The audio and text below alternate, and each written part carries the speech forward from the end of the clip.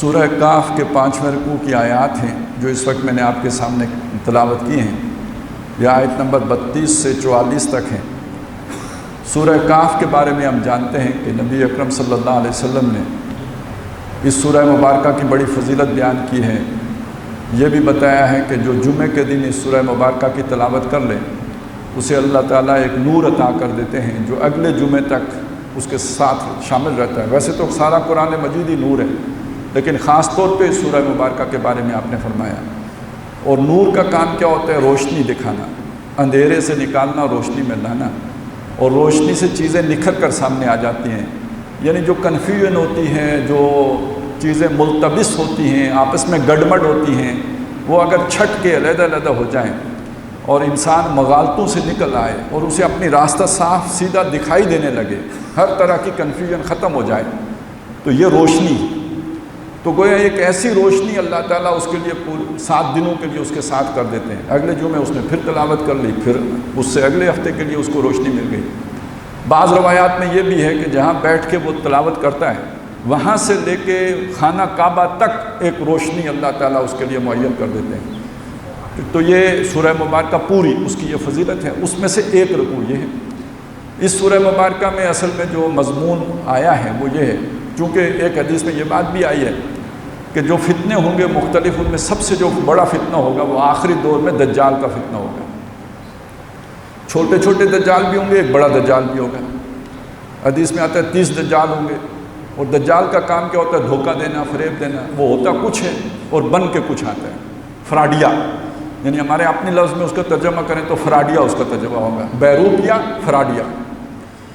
صورت کچھ اور ہے، اندر کچھ اور ہے، یہ دجال ہے۔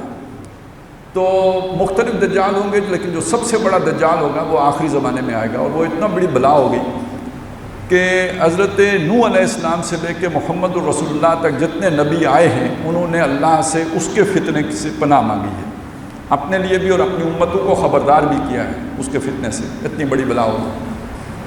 تو روایات میں ہے کہ اس سورہ مبارکہ کی اولین 10 آیات جو حفظ کر لے گا، ان کو حرز جان بنا لے گا، پڑھتا رہے گا، تو اگر وہ اس دجال کے سامنے ان آیات کو پڑھ لے گا تو اس کے فتنے سے محفوظ ہو جائے گا۔ تو اس سورہ مبارکہ میں اصل میں ہر طرح کے فریب کا، مسلمانوں کو پردہ چاک کرنے کے مختلف جو ہے وہ بتائے گئے ہیں راستے، کہ کدھر کدھر سے دجل آتا ہے، کدھر کدھر سے فریب آتا ہے، کدھر کدھر سے آدمی دھوکے میں مبتلا ہوتا ہے۔ تو ایک دھوکہ تو یہ ہے کہ انسان کے پاس طاقت آ جائے، دقیانوس والی بادشاہ بن جائے، تو وہ پھر اللہ والوں کو ستاتا ہے، جیسے اصحاب کہف کا واقعہ ہے۔ ایک معاملہ اب یہ آیا ہے جو یہاں پہ بیان ہو رہا ہے، اس کو ہم پڑھ لیتے ہیں، آپ خود سمجھ جائیں گے، پھر ہم اس کا اطلاق کریں گے آج کے حالات پر۔ پہلے تو سمجھ لیتے ہیں کہ اللہ تعالیٰ نے ہمارے سامنے واقعہ کیا بیان کیا ہے، اور یہ جو واقعہ بیان کیا ہے یہ مثال کے طور پر بیان کیا ہے، یعنی یہ خود واقعہ بیان کرنا کوئی مقصود نہیں ہے، بلکہ وہ مثال ہے۔ اس واقعے سے سبق حاصل کرنا ہے ہمیں، اس واقعے سے اپنے لیے عبرت حاصل کرنا اہم ہے، اپنے لیے لائے عمل بنانا، نصیحت حاصل کرنا، روشنی حاصل کرنا، نور حاصل کرنا، یہ اہم ہے۔ اور یہ ہمارے دور میں اصل میں یہ والا مغالطہ سب سے زیادہ ہوتا ہے۔ ابھی ہم پڑھیں گے تو اندازہ ہو جائے گا کہ مغالطہ کیا ہے۔ فرمایا وَاضْرِبْ لَهُمْ مَثَلًا، ان لوگوں کے لیے مثال بیان کیجئے۔ مثال اللہ خود بیان کر رہے ہیں، لیکن چونکہ نبی اکرم صلی اللہ علیہ وسلم کی زبان مبارک سے وہ بیان ہوگی تو حضور کو مخاطب کر کے آپ بیان کیجئے ان کو یہ مثال۔ رجلین، 2 آدمیوں کی مثال ہے۔ جعلنا لأحدہما جنتین، ان 2 میں سے ایک کو ہم نے 2 باغ دیے تھے، من اعناب، دونوں باغ انگوروں کے باغ تھے۔ یعنی آپ کو پتہ ہے عرب میں انگور تو بہت اعلیٰ فصل ہے، اور اس سے ہر چیز حاصل ہوتی ہے، اسی سے جو ہے نا وہ شراب بھی کشید ہوتی ہے، اسی سے سرکہ بھی بنتا ہے، وہ اسی کو ڈرائی کر کے ساوکی بنا لیتے ہیں، منقہ بناتے ہیں۔ تو یہ ایک بڑی وہاں کی یوں سمجھے خوشحالی کی ضامن ایک فصل ہے۔ اس کے 2 باغ ہیں، ایک بھی نہیں ہے، 2 ہیں، اور انگوروں کے باغ ہیں۔ وَحَفَفْنَاهُمَا بِنَخْلٍ، اور ان باغوں کو ہم نے ان کی حفاظت کی تھی کھجوروں سے، اس لیے کہ انگور خود کھڑا نہیں ہو سکتا، آپ کو پتہ ہے بیل ہوتی ہے، اس کے لیے آپ کو کوئی نہ کوئی سہارا اسے دینا پڑتا ہے، کوئی اس کے لیے جو ہے وہ پلر لگانے پڑتے ہیں۔ پہلے وقت میں کہتے ہیں اسے جو لکڑی کے ہوتے تھے اسے کہتے ہیں ٹٹیاں کھڑی کرنا، جن کے اوپر بیل کھڑی کر دیتے ہیں۔ اب عام حالات میں وہ بڑی ہلکی سی بیل ہوتی ہے، لیکن جب اس کے ساتھ انگور لگ جاتے ہیں وہ بہت بھاری ہو جاتی ہے۔ جب وہ بھاری ہو جاتی ہے ان دنوں میں جب ہوا چلے تو وہ جو آپ نے ٹٹیاں کھڑی کی ہوتی ہیں وہ اس کا سہارا نہیں بن سکتی اور وہ گر جاتا ہے۔ گر گیا تو گویا سارے فصل خراب ہو گیا۔ تو انگور کے باغ کو سب سے بڑا خطرہ ہوا سے ہوتا ہے، کیونکہ اس کا اپنا تنا ہے نہیں جس پر وہ کھڑا ہو، کوئی نہ کوئی مصنوعی سہارا آپ نے دینا ہوتا ہے۔ وہ مصنوعی سہارا ٹیکنالوجی کا دور تو تھا نہیں، آج تو ہمارے ہاں لوہے کے پلر لگا دیتے ہیں نا، آج سیمنٹ کے پلر لگا دیتے ہیں، تو یہ تو بڑے مضبوط ہوتے ہیں، لیکن اس وقت آپ لکڑی کا کوئی سہارا دیں گے وہ ٹوٹ جائے گی، کیونکہ اس پہ اتنا وزن ہوگا، اوپر سے ہوا زور کی آئی وہ کھڑی نہیں رہ سکے گی۔ اس چیز سے بچانے کے لیے اس کے گردا گرد کھجور کی باڑ تھی۔ اب آپ سوچئے نا 100 فٹ کھڑے درخت ہیں اس کھجور کے، ہوا کا جتنا زور کا بھی جو جھونکا آئے گا وہ باغ کو آ کے اتنے پریشر سے نہیں لگے گا، کیونکہ وہ سارا کھجوریں سنبھال لیں گے، لہٰذا اس کی حفاظت تھی گویا، وہ گر نہیں سکتا تھا، اس لیے کہ وہ کھجوروں کے باڑ چاروں طرف لگی ہوئی تھی۔ فَحَفَفْنَاهُمَا بِنَخْلٍ وَجَعَلْنَا بَيْنَهُمَا زَرْعًا۔ اچھا یہی نہیں تھا کہ صرف باغ تھا، اس کے درمیان زراعت بھی ہوتی تھی، کوئی اپنے سال کے لیے کوئی دانہ، کوئی فصل، دانے بھی ہو جاتے تھے وہیں سے، سبزیاں بھی وہیں پہ ہو جاتی تھیں، جو کچن کی جو جیسے ہوتا ہے وہ ضرورتیں بھی وہیں سے پوری ہو گئیں۔ تو جسے ہم کہتے ہیں کہ خود مکتفی باغ تھا، وہ ساری ضرورتیں پوری کر، اپنی ضرورت بھی خود پوری کر لیتا تھا، ہوا سے حفاظت کا سامان بھی تھا، آگے آتا ہے کہ پانی بھی اس کے اندر ہی تھا، اسے باہر سے کچھ لینے کی ضرورت نہیں، اور یہ کہ جو بھی اس کے جو گھر کا خرچہ ہے وہ بھی سارے کا سارا اسی باغ سے پورا ہو جاتا ہے، وہاں زراعت بھی ہو جاتی ہے، وہاں سبزیاں بھی اگاتی ہیں۔ وَجَعَلْنَا بَيْنَهُمَا زَرْعًا كِلْتَا الْجَنَّتَيْنِ آتَتْ أُكُلَهَا، اور اس کے وہ جو دو باغ تھے وہ اپنا فصل لے کے آتے تھے پورا۔ یہ بھی ہوتا ہے نا عام طور پہ آپ نے درختوں کا اگر کوئی تھوڑا بہت کام کیا ہو تو یا کھیتی باڑی میں بھی اس طرح ہو جاتا ہے، ایک سال فصل اچھی ہوتی ہے، اگلے سال فصل کم ہوتی ہے، یعنی یہ ادھر بھی جو ہے نا ایک سائیکل چلتا رہتا ہے۔ تو اس کا معاملہ یہ نہیں تھا، ہر سال بھرپور فصل لے کے آتے تھے باغ، اللہ نے برکت دی ہوئی تھی۔ وَلَمْ تَظْلِمْ مِنْهُ شَيْئًا، اور وہ اس میں سے کچھ بھی کم نہیں کرتے تھے، مطلب اس میں کوئی نقصان نہیں ہوتا تھا، اس کا بھرپور فصل پورا اندازے کی۔ وَفَجَّرْنَا خِلَالَهُمَا نَهَرًا، اور پھاڑ کے ہم نے وہاں پہ اس کے درمیان ایک چشمہ بھی بہا دیا تھا، ایک نہر تھی۔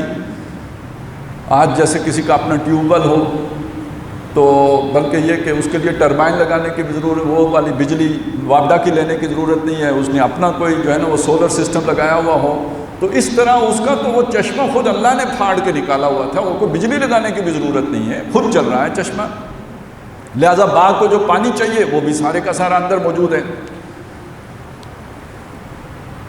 وَكَانَ لَهُ ثَمَرٌ، اور اس کا پھل بھی تھا۔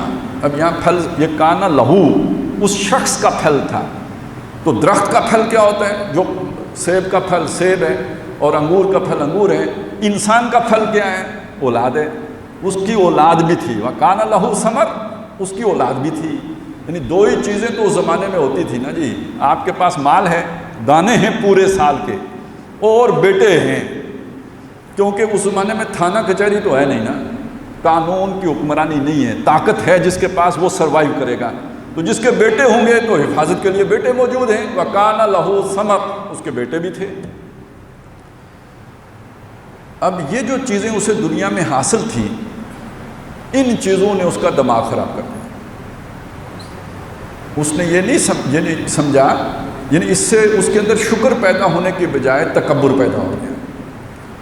اس نے یہ سمجھا کہ جب مجھے یہ ساری سہولتیں حاصل ہیں تو پہلی بات تو یہ ہے کہ یہ میری اپنا حسن تدبیر ہے، یہ جو جن کو پاس نہیں ہے نا یہ بیوقوف لوگ ہیں، ان میں صلاحیت ہی نہیں ہے۔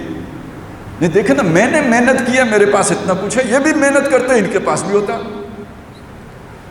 تو میں، اور دوسری بات یہ کہ میں بہت سمجھدار آدمی ہوں، جتنی سمجھ میرے پاس ہے اتنی سمجھ دوسروں کے پاس نہیں ہے۔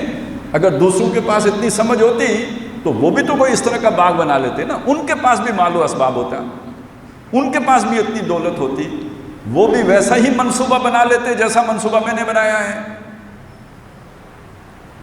اب آپ کو پتہ ہے کہ انسان پیدائشی طور پہ تو امیر نہیں ہوتا، یہ بھی پیدائشی طور پہ امیر نہیں تھا، اس کا بچپن بھی کسی کے ساتھ گزرا ہوگا، کسی کے ساتھ کھیلا کودا ہوگا، جوانی کا ابتدائی دور بھی کسی اپنے جو جیسے لنگوٹیے یار ہوتے ہیں، تو اس طرح کا اس کا کوئی دوست تھا بچپن کا ساتھی، اس سے ملاقات ہوئی، ہو سکتا ہے باتوں باتوں میں اس نے کچھ کہا ہوگا کہ کچھ اللہ کے لیے صدقہ خیرات بھی کرنا چاہیے، اللہ کا خوف بھی کرنا چاہیے، تم پر تو اللہ کی بڑی نعمتیں ہیں، ہو سکتا ہے اس نے یہی کہا ہو کہ تم پر اللہ کی بڑی نعمتیں ہیں، اس کو چڑ گئی ہوگی، کیونکہ جو آدمی یہ سمجھ رہا ہو کہ یہ میرے زور بازو کا نتیجہ ہے، جو آدمی یہ سمجھ رہا ہو کہ یہ میری محنت کا نتیجہ ہے، جو آدمی یہ سمجھ رہا ہو کہ یہ میری سمجھداری، میری منصوبہ بندی، میری پلاننگ کا نتیجہ ہے، یہ جو مجھے سارا ملا ہے، جب آپ اسے کہیں کہ یہ اللہ کی نعمت ہے تو اسے چڑ بڑی چڑھتی ہے،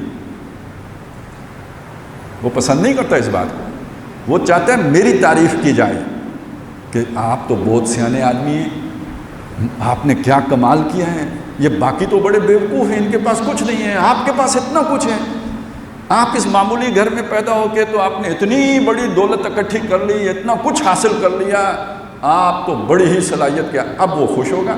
لیکن اگر آپ یہ کہیں کہ یہ تو اللہ نے بڑا احسان کیا، اسے غصہ آتا ہے کہ یہ مولوی نہ خود کام کرتے ہیں اور جو کام اور محنت کر کے کچھ حاصل کر لے یہ نہیں مانتے کہ اس کی محنت ہے، کہتے یہ اللہ نے آپ پر احسان کیا ہے، تو اسے چڑچڑی ہوگی۔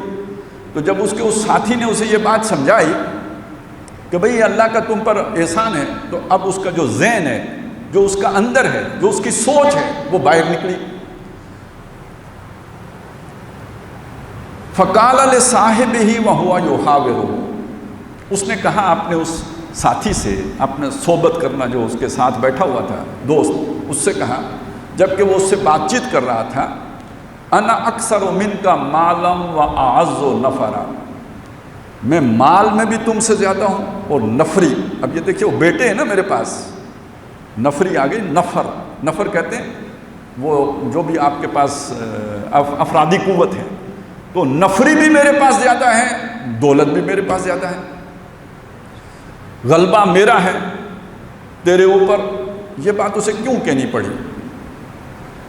وہ جو بندہ جس کے ہاتھ میں مال و اسباب نہیں ہے، وہ حکیم انسان ہے، وہ دانا آدمی ہے، وہ وائز مین ہے، وہ اسے نصیحت کر رہا ہے، تو یہ اسے کہتے ہیں، اصل میں کہنا یہ چاہتا ہے کہ تم اپنی نصیحتیں چھوڑو، یہ میری نفری دیکھو، یہ میرے اسباب دیکھو، یہ ثبوت ہے کہ میں تم سے عقل مند ہوں، یہ دلیل ہے اس بات کی کہ میں تم سے زیادہ سمجھدار ہوں، تم صرف باتیں کرنا جانتے ہو،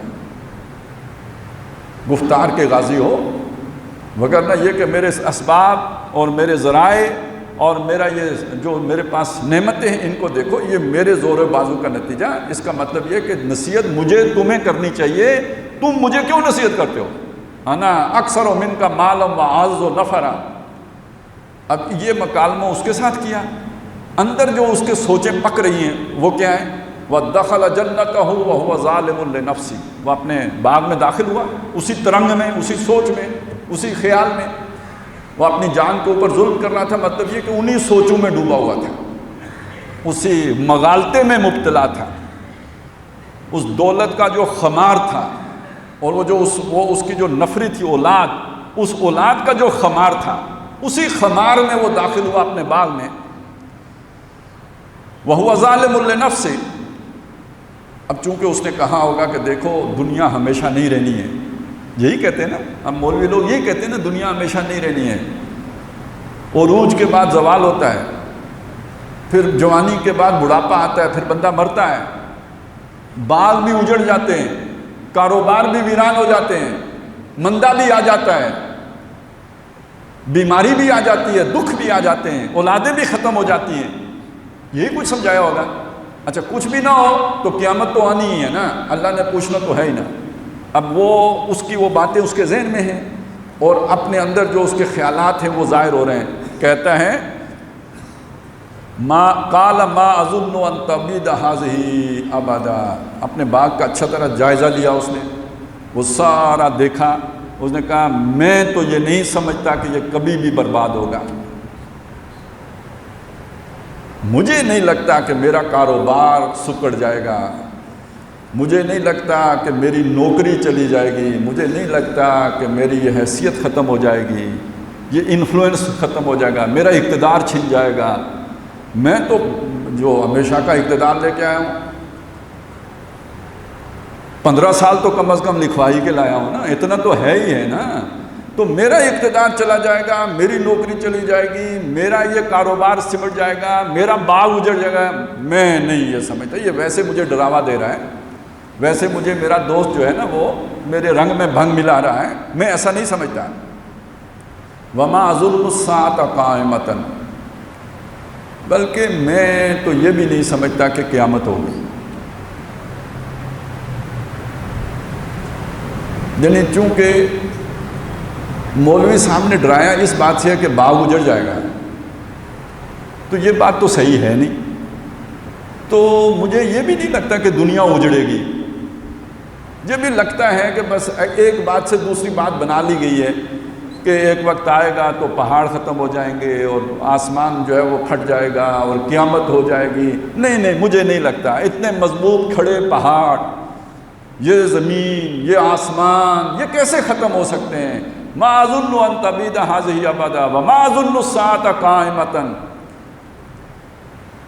ولئن رددت الى ربی، لیکن بالفرض محال ایسا ہو گیا اور مجھے لوٹا دیا گیا میرے رب کی طرف، میرے رب کی طرف لوٹا دیا گیا۔ یہ یہاں سے بھی یہ بات ثابت ہوتی ہے، آگے جا کے مزید ثابت ہو جائے گی، یہ اللہ کا منکر نہیں تھا۔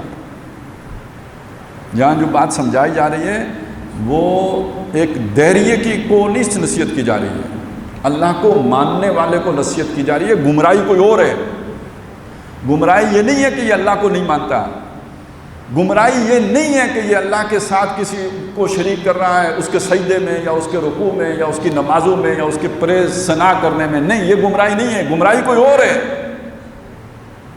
وہ آگے جا کے ہمیں سمجھ آ جائے گی کہ گمراہی یہاں پہ ہے کیا۔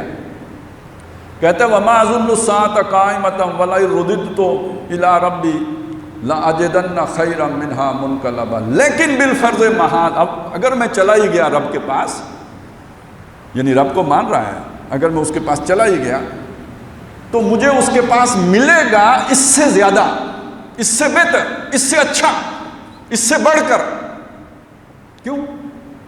یہ کیوں سوچا ہے اس نے؟ چلیں پہلے بات تو سمجھ میں آتی ہے، باغ نہیں اجڑے گا، کیوں نہیں اجڑے گا؟ پانی اندر موجود ہے، چلیں دھوکہ کھا گیا۔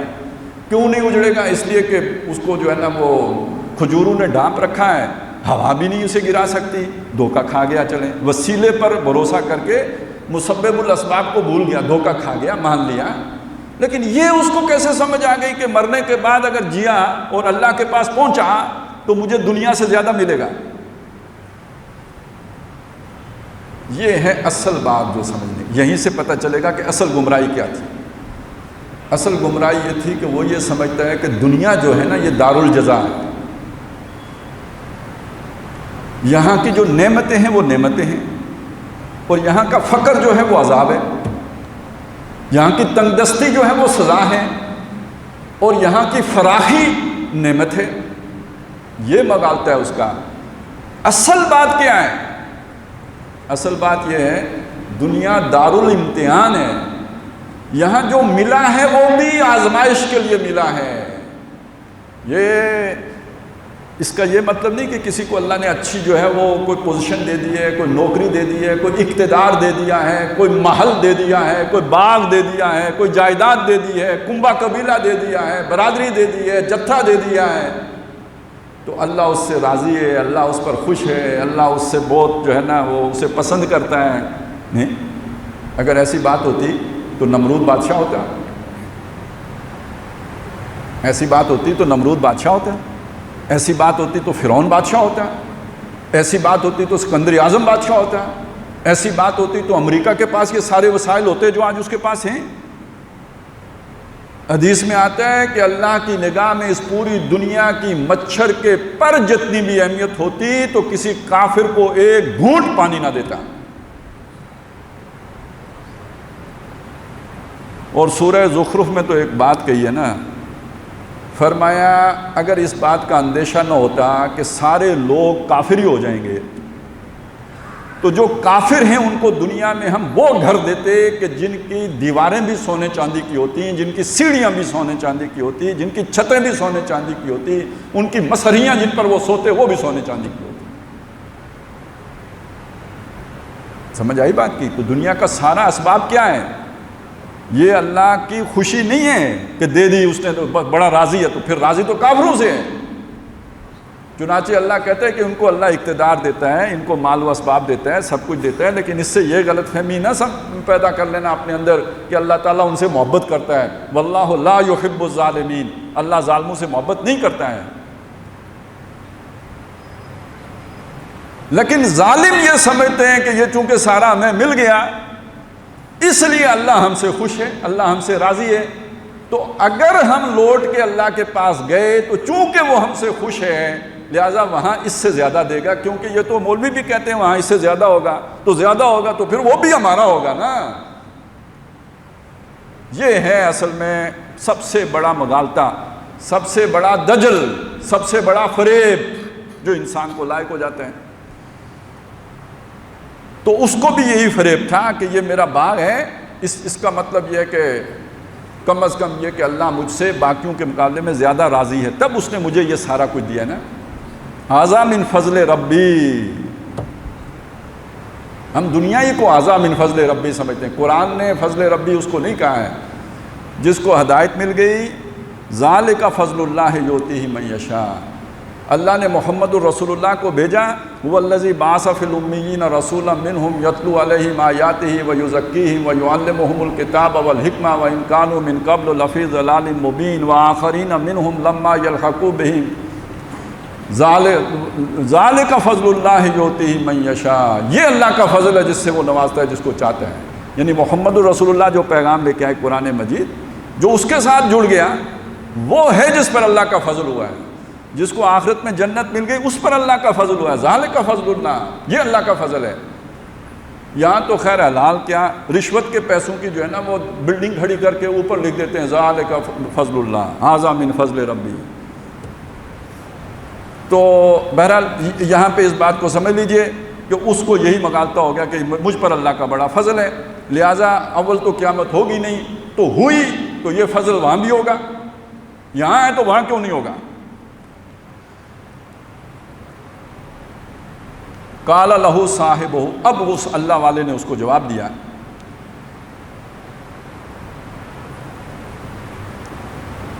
وَهُوَ يُحَاوِرُهُ، جبکہ وہ اس سے بات چیت کر رہا تھا، اَكَفَرْتَ بِالَّذِي خَلَقَكَ مِن تُرَابٍ، کیا تو نے کفر کیا اس ہستی کا جس نے تجھے مٹی سے پیدا کیا۔ اب یہاں کفر انکار کے معنی میں نہیں ہے، ناشکری کے معنی میں، ناشکری کے معنی میں ہے۔ کفران نعمت، نعمتیں ہوتی ہیں تو ان کی ناقدری کو کفران نعمت کہتے ہیں، ویسے کفر کا اصل معنی ہے ہی ناشکری۔ تو نے کفر کیا اس ہستی کا کہ جس نے تمہیں مٹی سے بنایا، ثم من نطفۃ، پھر اس مٹی کا اس نے نطفہ بنایا، اس نطفے سے تمہیں بنایا، ثم سواک رجلا، پھر تمہیں بھلا چنگا انسان بنا دیا، لیکنہ اللہ ربی، لیکن میرا رب تو وہ ہے۔ تو اس کا رب کون ہے؟ یہ کہتا ہے میرا رب تو وہ ہے، تو یہ کس کانٹراسٹ میں کہہ رہا ہے؟ یعنی تمہارا رب کوئی اور ہے، بس یہ ذہن میں رکھیے گا، سوال ذہن میں رکھیے۔ وہ کہہ رہا ہے میرا رب تو اللہ ہے، تو یہ جو بندہ جس سے بات چیت کر رہا ہے اس کا رب کون ہے؟ ابھی نہیں میں بتا رہا، آگے خود اللہ بتا رہا ہے تو مجھے بتانے کی کیا ضرورت، ابھی ذرا بس یہ سوال ذہن میں رکھیں تاکہ جب بتائیں تو وہاں جا کے وہ فٹ ہو جائے۔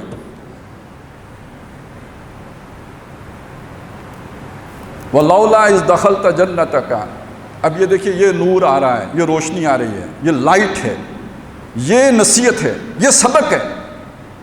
وَلَوْلَا إِذْ دَخَلْتَ جَنَّتَكَ، ایسا کیوں نہیں ہوا جب تو اپنے باغ میں داخل ہوا، قُلْتَ، تو نے کہا ہوتا ما شاء اللہ، جو اللہ نے چاہا۔ یہ میرا زور بازو نہیں ہے، یہ میری ہمت توفیق نہیں ہے، یہ میرا کمال نہیں ہے، یہ میری صلاحیتیں نہیں ہیں، یہ میرا کوئی اسپیشل جو ہے نا وہ ڈی این اے نہیں ہے، میں بھی باقی انسانوں ہی کی طرح ایک انسان ہوں، اللہ کا بندہ ہوں، لیکن یہ جو کچھ بھی ہے میرے رب کی توفیق سے ہے، میری رب کی عطا ہے، میرے رب نے مجھے دیا ہے، یہ اس کی دین ہے، یہ اس نے ماشاء اللہ جو اللہ نے چاہا، تم نے یہ کیوں سوچا جو میں نے کیا؟ نقطہ نظر ٹھیک کرو، اور نقطہ نظر کا ٹھیک کرنا یہ ہے کہ یہ میری محنت کا صلہ نہیں ہے، یہ میرے زور بازو کا نتیجہ نہیں ہے، یہ اللہ کی عطا ہے، اس نے دیا ہے، ماشاء اللہ، لا قوت الا باللہ، کوئی قوت نہیں ہے اللہ کے سوا، وہی جس کو دے تو دے۔ بڑی بڑی صلاحیتوں والے جوتیاں چٹکھاتے مر گئے، انہیں کسی نے گھاس نہیں ڈالی، بڑے بڑے انٹلیکچوئل جو ہے وہ گندی نالیوں میں گر کے مر گئے، شرابیں پی پی کے، ان کو مواقع ہی نہیں ملے۔ آپ جتنے باصلاحیت ہوں، آپ کو چانس نہ ملے، کیا کریں گے؟ آپ جو ہے جینیس پیدا ہوئے ہوں، آپ تعلیم حاصل نہ کر سکیں تو کیا کریں گے؟ تو دنیا صرف صلاحیتوں ہی پر نہیں ہے، چانسز بھی تو بڑی ہیں، اور چانس کون دیتا ہے؟ مواقع کون دیتا ہے؟ تو لا قوت الا باللہ ان ترنی انا اقل منک مالا و ولدا، اگر تو نے دیکھا تھا کہ مال اور اولاد، اب وہ جو وہاں پہ پھل کا لفظ آیا تھا وہاں اس کی وضاحت آ گئی کہ وہ اولاد ہی تھی اصل میں، کہ مال اور اولاد میں تو مجھ سے زیادہ ہے، تو اس کا مطلب اللہ کی نعمت تم پر زیادہ ہے، بجائے اکڑنے کے اور بجائے پھولے نہ سمانے کے اور بجائے تکبر کرنے کے اور بجائے خمار میں مبتلا ہونے کے، تو نے کہا ہوتا اللہ کا احسان ہے، اللہ کی جو ہے مجھ پہ بڑی جو ہے عنایت ہے، اور یہ کہ یہ ساری اس کی جو ہے نا اس کی عطا سے ہے، یہ ہونا چاہیے تھا۔ اب اسے غصہ آ گیا، وہ جو بھی اللہ والا تھا، اس کے اس رویے پر، اس کی اس پھوں پھاں پہ، اس کے اس تکبر پر، تو اس نے کہا کہ دیکھو یہ دیا اللہ نے ہے، فَعَسَىٰ رَبِّي أَن يُؤْتِيَنِي خَيْرًا مِّن جَنَّتِكَ، تو مجھے تانا دیتا ہے کہ میرے پاس مال و اسباب دنیا کم ہے، اس وجہ سے تم کہتے ہو کہ میں بے وقوف ہوں، اس وجہ سے سمجھتے ہو کہ یہ بلڈی ہے، اس وجہ سے سمجھتے ہو کہ یہ گندا انسان ہے کہ میرے پاس اسباب دنیا کم ہے۔ فَعَسَىٰ رَبِّي أَن يُؤْتِيَنِي خَيْرًا مِّن جَنَّتِكَ، تو امید ہے کہ میرا رب مجھے تیری جنت سے، تیرے باغ سے بڑھ کر عطا کرے گا۔ وَيُرْسِلَ عَلَيْهَا حُسْبَانًا، اور تیرے باغ کے اوپر وہ کوئی بھیج دے گا بگولا، کوئی طوفان، من السماء، آسمان سے، فَتُصْبِحَ صَعِيدًا زَلَقًا، اور وہ ہو جائے گا تیرا باغ چٹیل، یعنی وہاں پہ کوئی درخت باقی نہیں بچے گا، چٹیل میدان بن جائے گا۔ او یصبح ماؤها غورا، یا اللہ یہ کرے گا کہ اس کا پانی نیچے لے جائے گا، ابھی تو ابل کے باہر نکلتا ہے، تو وہ اگر نیچے چلا گیا، جیسے یہاں بور کرائیں نیچے چلا جاتا ہے، تو وہاں پانی نیچے چلا گیا، فَلَن تَسْتَطِيعَ لَهُ طَلَبًا، تو اس کو پھر حاصل کرنے کی استطاعت ہی نہیں رکھے گا۔ اب یہ اس نے بددعا دی کہیں یا اس کے دل کی دکھی دل کی صدا نکلی، جو بھی کہیں، ادھر نکلی ادھر قبول ہوئی، پتھر پہ لکیر ثابت ہوئی اس کی بات۔ وَأُحِيطَ بِثَمَرِهِ، اس کا پھل لپیٹ دیا گیا، اس کے پھل کا احاطہ سمیٹ لیا گیا۔ وَأُحِيطَ بِثَمَرِهِ، اب یہ ثمر میں آپ چاہیں تو اولاد بھی شامل کر لیں، باغ بھی شامل کر لیں، دونوں لپیٹ لیے گئے۔ ادھر کورونا آ گیا ہوگا، ادھر کوئی امریکن سنڈی آ گئی ہوگی، انگور کی سنڈی آ گئی، سارا ختم، یا کوئی ہوا کا ایسا جھونکا آیا، کھجوریں بھی اڑ گئیں، باغ بھی لیٹ گیا، اور ادھر اولاد بھی لیٹ گئی۔ وَأُحِيطَ بِثَمَرِهِ فَأَصْبَحَ يُقَلِّبُ كَفَّيْهِ عَلَىٰ مَا أَنفَقَ، وہ ہو گیا تلیاں ملتا، ہاتھ ملتا رہ گیا اس خرچے پر جو اس نے اس باغ پہ کیا تھا۔ انویسٹمنٹ بھی ڈوب گئی، نفع تو ادھر رہا، جو انویسٹمنٹ تھی وہ بھی ڈوب گئی، ٹوٹل لاس ہو گیا، سب ختم۔ فَأَصْبَحَ يُقَلِّبُ كَفَّيْهِ عَلَىٰ مَا أَنفَقَ فِيهَا وَهِيَ خَاوِيَةٌ عَلَىٰ عُرُوشِهَا، وہ باغ گرا ہوا تھا اپنی ٹٹیوں پر، دڑام گرا، سب ختم، ہر شے بیٹھ گئی۔ وَيَقُولُ، اب اسے سمجھ آ گئی۔ دیکھیں کچھ لوگ ہوتے ہیں سوچ کر سمجھ لیتے ہیں یا سمجھانے سے سمجھ لیتے ہیں، کچھ لوگ ہوتے ہیں جب تک انہیں چوٹ نہ وجے، سٹ نہ وجے، ان کو سمجھ نہیں آتی، لیکن یہ بھی عقل مند لوگ ہوتے ہیں۔ انتہائی بیوقوف آدمی تو وہ ہوتا ہے کہ جس کو سر پر سیب گرے اسے پھر بھی نیوٹن کا قانون معلوم نہ ہو سکے. یہ آخری درجے میں بیوقوفی کی بات ہے کہ آدمی کی انگلی جل جائے اور اسے پتہ نہ لگے کہ آگ جلاتی ہے، پھر بھی نہ سیکھے، پھر وہی غلطی دہرائے. تو غلطی سے سیکھ لینا بھی سمجھداری ہے، لیکن بڑی سمجھداری یہ ہے کہ آپ بغیر غلطی کیے سمجھ جائیں، اور درمیانی بات یہ ہے کہ کسی کے سمجھانے سے سمجھ جائیں. اس کا معاملہ یہ ہوا کہ خود سمجھ آئی نہیں، دوسرے کے سمجھانے سے بھی نہیں سمجھا، لیکن یہ کہ جب قدرت نے، اللہ تعالیٰ نے ایک جو ہے اسے تھپڑ رسید کیا قدرت کے ہاتھوں، اب وہ فوری سمجھ گیا، صحیح بات اس کی زبان پر آ گئی، اور وہ اب وہ جو اس کی گمراہی تھی وہ کھل جائے گی، اس کی اپنی زبان سے کھل رہی ہے.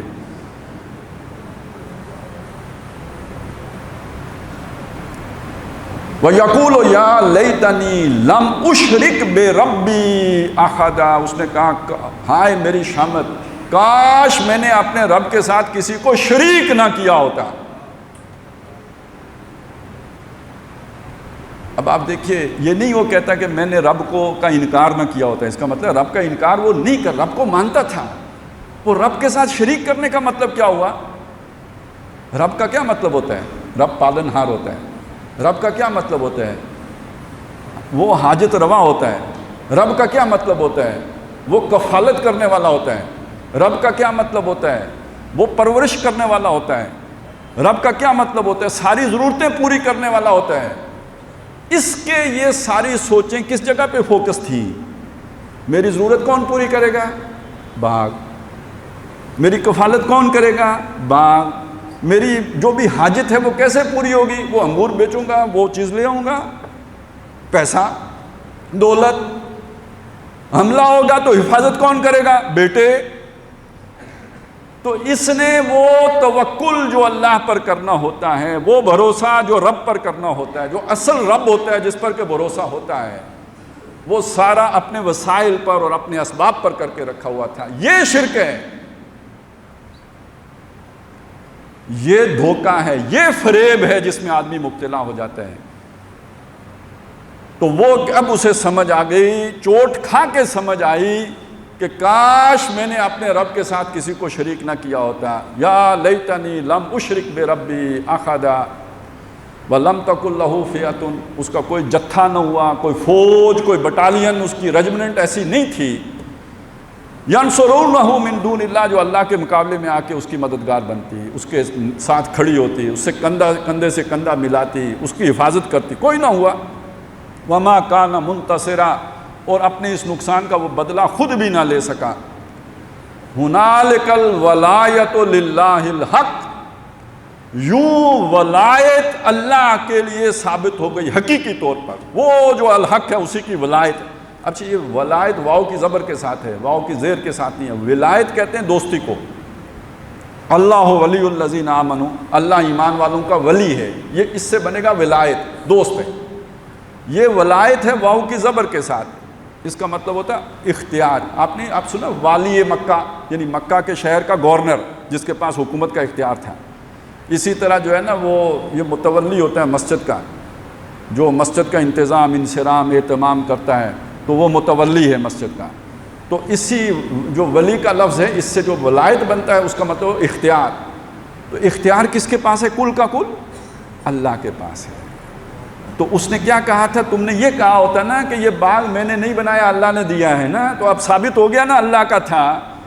اور جب اس نے چھینا تو تم روک نہیں سکے، حفاظت نہیں کر سکے، تو جس کا تھا اس نے لے لیا. ہنالک الولایۃ للہ الحق. یہ بات ایک لہجے میں ان جادوگروں کو سمجھ میں آ گئی تھی جو موسیٰ علیہ السلام کا مقابلہ کرنے کے لیے آئے تھے. جب انہیں سمجھ آ گئی، فرعون نے کہا میں تمہاری گردن اڑا دوں گا، میں تمہاری ٹانگیں کاٹ دوں گا، بازو کاٹ دوں گا. انہوں نے کہا فقض ما انت قاض، کر جو تو سے ہوتا ہے. انما تقضی فی ہذہ الحیات الدنیا، تو کچھ کر بھی سکا تو دنیا ہی کی زندگی کا کوئی فیصلہ کرے گا نا، ہمیں تمہارے کرنے کی کوئی پرواہ نہیں. ہم تو وہ صاحب اختیار ہستی کے ساتھ اب جڑ گئے ہیں، اب تم سے ہم ڈرنے ورنے والے نہیں ہیں. تو جس کا تعلق اللہ سے اس طرح والا بن جائے نا، وہ پھر ڈرتا ورتا نہیں ہے. یہ تعلق مضبوط کیے بغیر ہم نے دیکھیں بڑے جو ہے نا وہ دعوے کرنے والے کمر پکڑ کے بھاگتے دیکھیں. ڈرتے ورتا تو نہیں ہوں لیکن ڈرتے ورتے دیکھیں. لیکن وہ جادوگر نہیں ڈرے ورے, فرعون سے بھی نہیں ڈرے ورے. کیوں؟ انہوں نے مضبوط کنڈا پکڑ لیا تھا نا, لن فسام لہا, جس کو کوئی ٹوٹا نہیں ہے.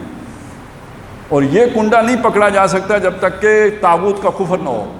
فمن یکفر بالطاغوت ویؤمن باللہ فقد استمسک بالعروۃ الوثقی لا انفصام لہا. اور یہاں طاغوت کیا؟ یہ باغ ہی تو طاغوت تھا اس کا, جس پر اس نے انحصار کر لیا تھا, جس پر بھروسہ کر لیا تھا, جس پر توکل کر لیا تھا. بتوں سے تجھ کو امیدیں, خدا سے نو امیدی. مجھے بتا تو صحیح اور کافری کیا ہے. تو بت صرف وہ اصنام ہی نہیں ہوتے جو انسان ہاتھوں سے بناتا ہے. حوث سینوں میں چھپ چھپ کے بنا لیتی ہے تصویریں, تو ان سینوں میں بھی بت پل رہے ہوتے ہیں. یہ کاروبار بت بن جاتے ہیں, یہ روزگار بت بن جاتے ہیں جن پر انسان کا توکل ہو جائے, یہ حیثیتیں جو اسے حاصل ہو جائیں, جو انفلوئنس اسے مل جائے, جو دنیا کا ایک سٹیٹس مل جائے, اور اس کی وجہ سے باقیوں کو آدمی گھٹیا سمجھنا شروع کر دے. اور ہوتے ہیں. میں پروفیشن میں جہاں پہنچ گیا ہوں, اتنی بلندی پہ پہنچ, یہ باقی لوگ کیڑے مکوڑے, انہوں نے تو محنت ہی نہیں کی ہے. دیکھیں نا میرا پولیٹیکل انفلوئنس کتنا ہے, کن کن لوگوں کے ساتھ میرے تعلقات ہیں. یہ میرا زور بازو ہے نا, یہ میری پلاننگ ہے نا, یہ میری سمجھداری ہے, یہ میری تیز ترازی ہے. تو اب یہاں صرف باغ پر نہ رکھیے, ہم اپنا اپنا بت تلاش کریں نا. میرا بھی کوئی بت ہو سکتا ہے, آپ جو بیٹھے ہوئے ہیں آپ میں سے بھی ہر ایک کا کوئی نہ کوئی بت ہو سکتا ہے. ہم کون سا اتنا کوئی توحید کامل پر جو ہے وہ کھڑے ہیں, وہی بت تو پھر ہمارا رب ہے. وہ کاروبار کی صورت میں بھی ہو سکتا ہے, وہ پروفیشن کی صورت میں بھی ہو سکتا ہے, وہ جاب کی صورت میں بھی ہو سکتا ہے, کہ جس پر ہم پھولے نہ سماتے ہوں, اور جس پر ہم جو اتراتے ہوں, اور جس کی بنیاد پر ہم دوسروں کو گھٹیا سمجھتے ہوں, اور سمجھتے ہوں کہ یہ تو بیکار لوگ ہیں, اور جس کی وجہ سے ہم سمجھتے ہوں کہ یہ ہے اللہ کا فضل جو ہمیں حاصل ہو گیا ہے, اور یہ ہم سے چھنے گا نہیں, اور یہ ثبوت ہے کہ آخرت میں اس سے بڑھ کر ملے گا. تو یہ بت ہے. پھر دنیا میں اللہ توڑ دے, اللہ کی رحمت ہے. یہ بت اللہ دنیا میں توڑ دے, اللہ کی رحمت ہے کہ انسان توبہ کر کے اللہ کے پاس جائے, عمر کے جس حصے میں بھی ٹوٹ جائے. یہ بت قائم رہے, یہ دنیا ملتی رہے, یہ باغ نہ اجڑے جیسا کہ اس کا اجڑا. اس کا مطلب سمجھ نہیں آئے گی بندے کو کبھی بھی. اسی مغالطے میں اللہ کے سامنے جا کے پیش ہوگا کہ اس نے رب تو کسی اور کو بنایا ہوا تھا, یہ برباد ہو گیا, یہ تباہ ہو گیا. جس کا دنیا میں نقصان ہو جائے لیکن سمجھ آ جائے یہ فائدے میں رہ گیا. اس پر اللہ نے مہربانی کی, اس پر اللہ نے عنایت کی, اللہ نے احسان کیا کہ اس کو سمجھا دیا, مرنے سے پہلے سمجھا دیا. جس کو انہی مغالطوں میں مبتلا رکھا اور مزید دیتا رہا, اور دیتا رہا, اور گمراہ کرتا رہا. یعنی کہ یہ استدراج ہے. سنستدرجہم من حیث لا یعلمون, ہم انہیں چڑھا کے لے جائیں گے اس رستے سے, وہ سمجھیں گے ہم آگے بڑھ رہے ہیں, ہم ترقیاں کر رہے ہیں, ہم بھلائیاں پا رہے ہیں. حقیقت میں وہ دوری سے دوری کی طرف جا رہے ہوں گے.